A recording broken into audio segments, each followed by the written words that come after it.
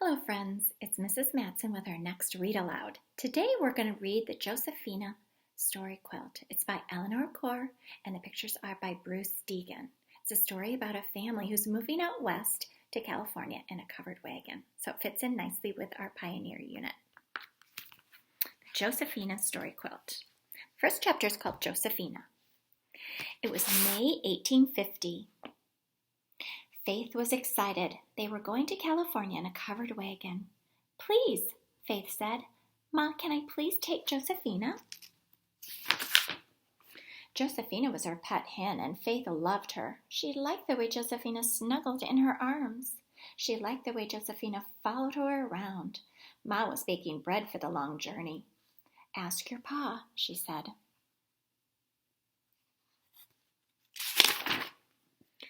Pa and Faith's brother Adam were loading the wagon. "Please, Pa," Faith said. "Please, can I take Josefina?"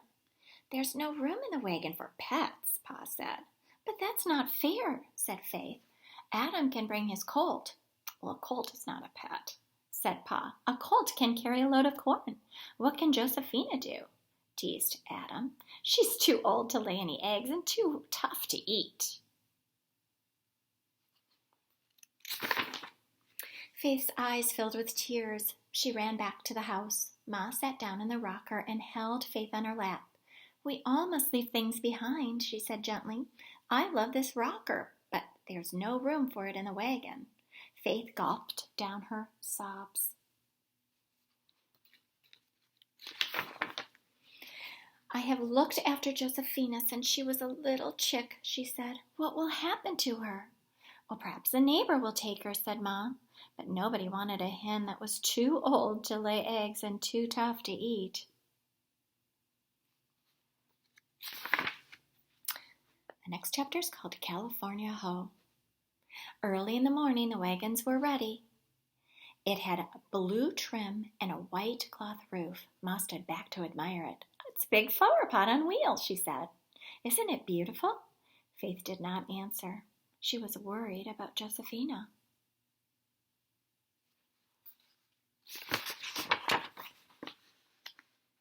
"Well, we can't leave these behind," she said. "All our joys and sorrows are sewn up into these patches." Faith picked up Josefina and held her close. "We can't leave my hen either," she said. "Josefina must stay," said Pa, "so put her down." Faith just stood there. She stroked Josefina's feathers and tried hard not to cry. Ma gave Pa a special look. Pa sighed. "Okay, Faith," he said, "but if she makes any trouble, out she goes." "Thank you, Pa," cried Faith. "She will be good, I promise."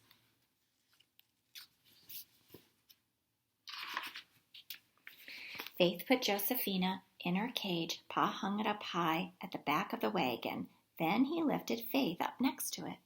Ma handed her the rag bag. "Work on a patch whenever you can," she said. Faith knew how important quilts were for remembering.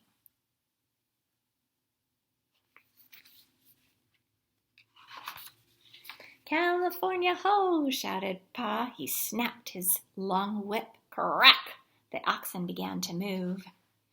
Their bells tinkled, the heavy wagon chains clanked, and the wheels began their creaky song. Boy, that's some literary language.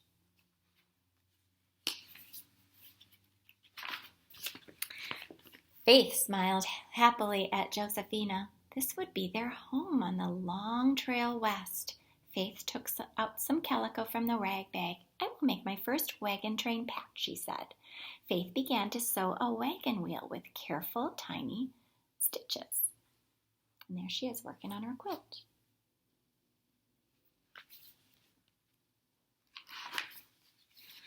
The next chapter is called Trouble.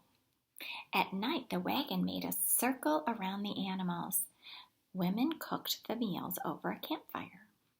It's called Circling the Wagons. Remember, friends? Afterward, there was singing and banjo music. Faith put down the wagon wheel patch and let Josefina out for a stretch. Suddenly, woof! A dog ran up to Josefina and barked fiercely at her. Josefina squawked and ran. "Come back!" yelled Faith. But it was too late. Josefina was in the middle of the animals. Horses snorted and reared. Cows kicked and mooed. Oxen bellowed. "That pesky hen!" Pa shouted and ran after the hen. "She almost started a stampede," Pa said angrily. "Please, Pa." "Out she goes." "Please, Pa," begged Faith. "Give her one more chance. It was the dog's fault." "Faith is right," said Ma. "I saw the whole thing."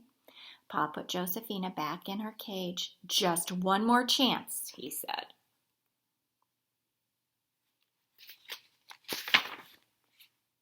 That night, Faith whispered, "Josefina, please try to be good." "Cluck, cluck, cluck," said the hen. They understood one another as true friends do. And this is where we're going to stop for this book. We'll read the second half of the story next week. But it's very interesting to see how they had to leave things behind, and they had to make some important choices about what they were going to bring and what had to be left behind. So, Josefina Story Quilt. I'll read the rest to you next week. Goodbye, friends.